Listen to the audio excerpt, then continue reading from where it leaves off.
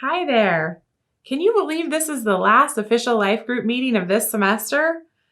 Thankfully, it won't be long until groups start up again in February 2020. Your life group leader put in so much time preparing, setting up every week, coordinating childcare possibly, and checking in with with everyone throughout the week. If you think your leader is doing a great job and you appreciate all that they have done, be sure to tell them that. You don't want to take their leadership for granted because it is a lot of work. Also, be sure you pay your share for childcare. Whether you brought your kids every single time or just a few times, be sure you pay your leader. They set up childcare with the expectation that they will get paid back. So don't be that person who doesn't pay and leaves the leader hanging. Circles are better than rows. You hear us say that all the time here at New Life.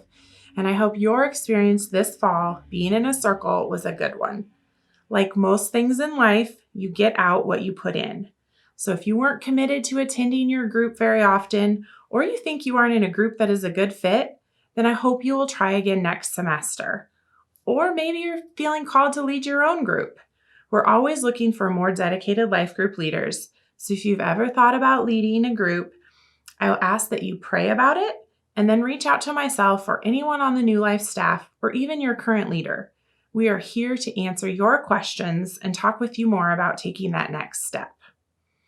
Christmas is next month, so I hope your group will set aside a date to get together and celebrate together.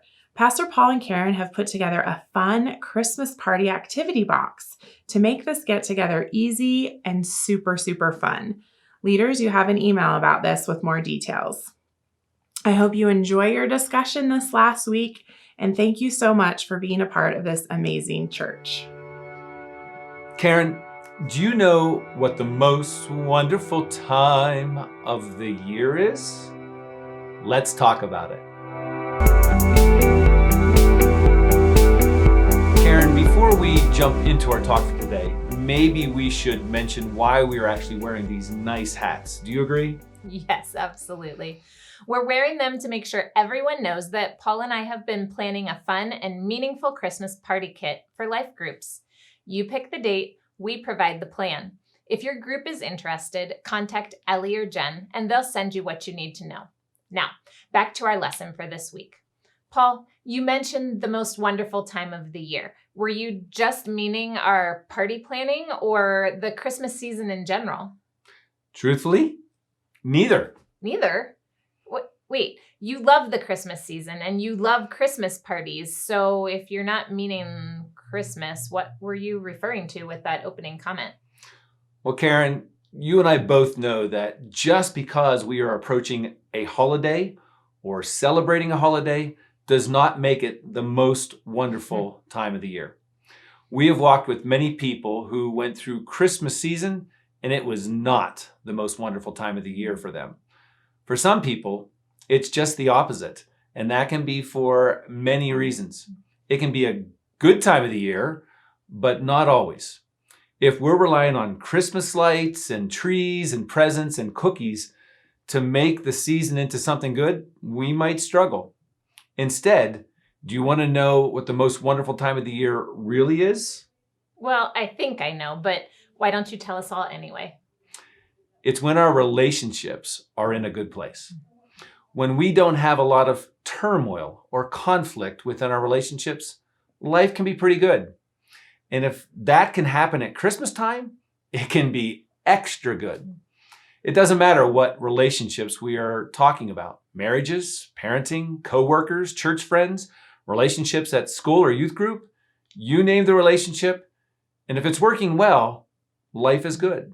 But if not, it is not the most wonderful time of the year, even if it is Christmas time. That makes perfect sense within this sermon series that we've been talking about for the last several weeks. Work hard, rest hard. We talked about that a little bit this past Sunday in regards to our marriage relationships. If we work hard in our relationships and sharing Jesus in the midst of them, then we can find that rest that Jesus talks about, that place where there's peace and joy. But if we're not working hard to come to Jesus in our relationships or doing our relationships like Jesus would, we can be weary and burdened. With that being true, how about we jump into God's Word to see what can maybe help us get ready for a great Christmas season as we see how we can make our relationships better. Sound good? Yes, it does.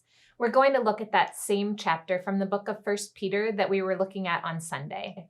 That passage was more specific to husbands and wives, but as we continue into chapter 3, it changes and talks about everyone who has a relationship of any kind.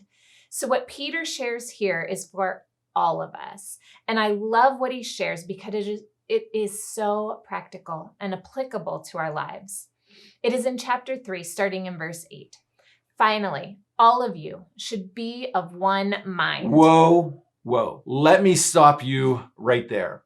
That first thing that you read is the most important. Being of one mind or like-minded. It doesn't mean that we're going to agree on everything, but what it does mean is that we are all having the mind or the heart of Christ. It reminds me of that picture from our talk on Sunday with you and Jesus being yoked together. You make a cute ox, honey. It's the understanding that your mind and Jesus's mind is one and the same because you know his mind, you know his heart from regularly spending time with him.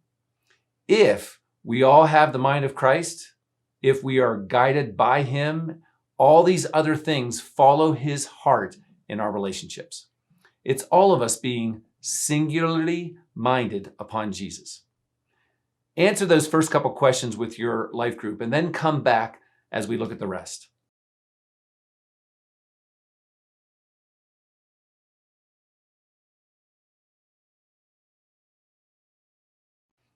Let's continue reading verse 8. Sympathize with each other.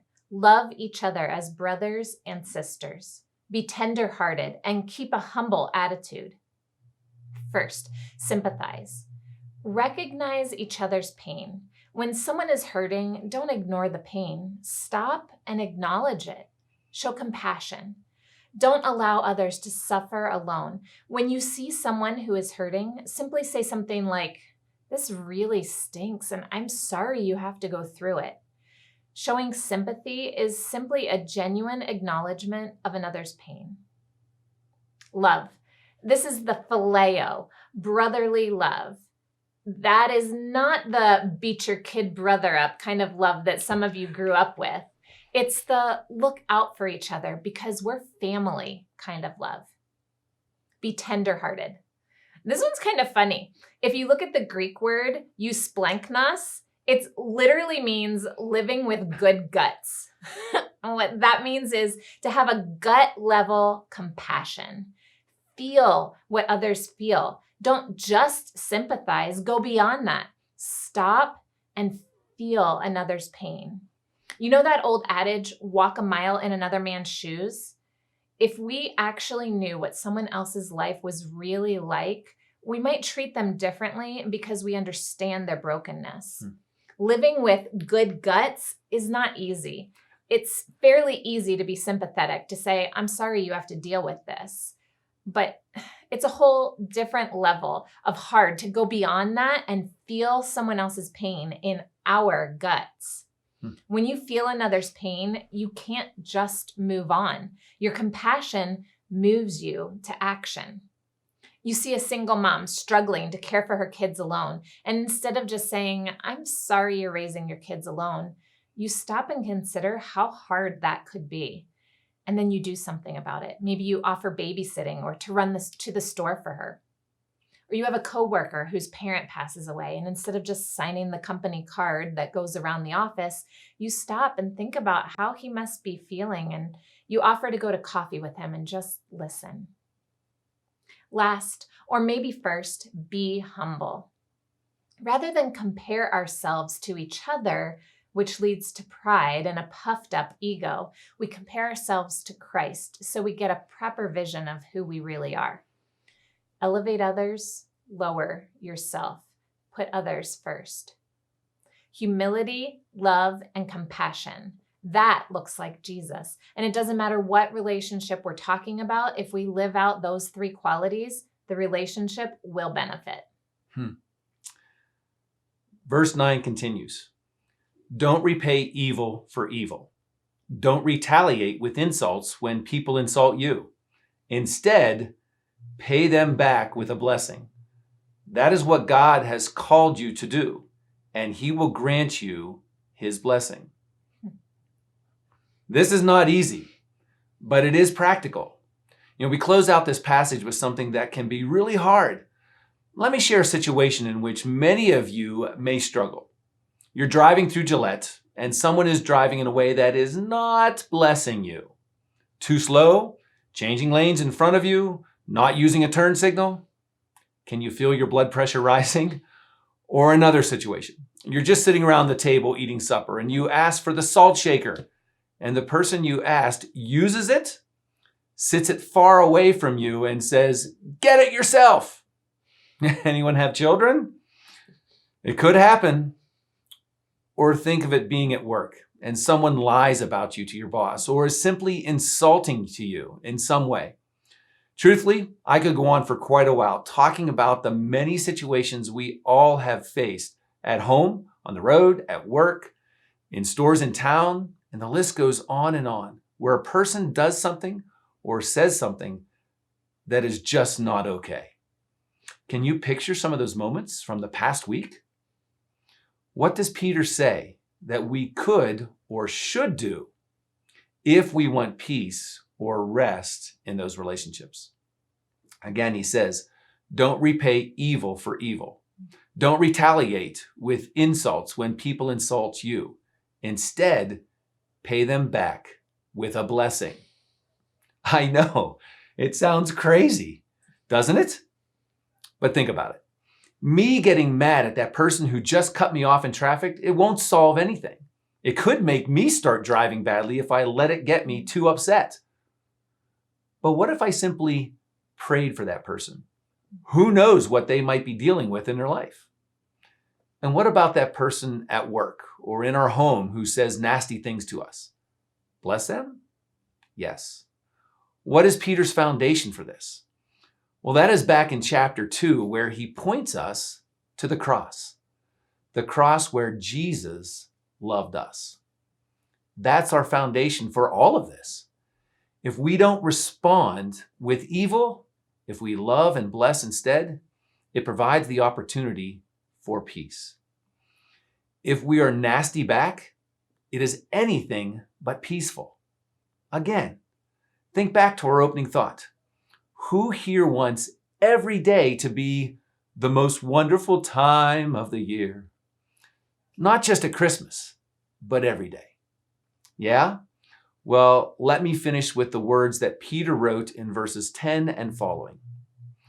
For the scriptures say, if you want to enjoy life and see many happy days, keep your tongue from speaking evil and your lips from telling lies. Turn away from evil and do good. Search for peace and work to maintain it. The eyes of the Lord watch over those who do right, and his ears are open to their prayers. But the Lord turns his face against those who do evil. Relationships can be hard, but if we follow the lead of Jesus, it can lead us to better days ahead. Answer those last couple of questions, and we will see you on Sunday.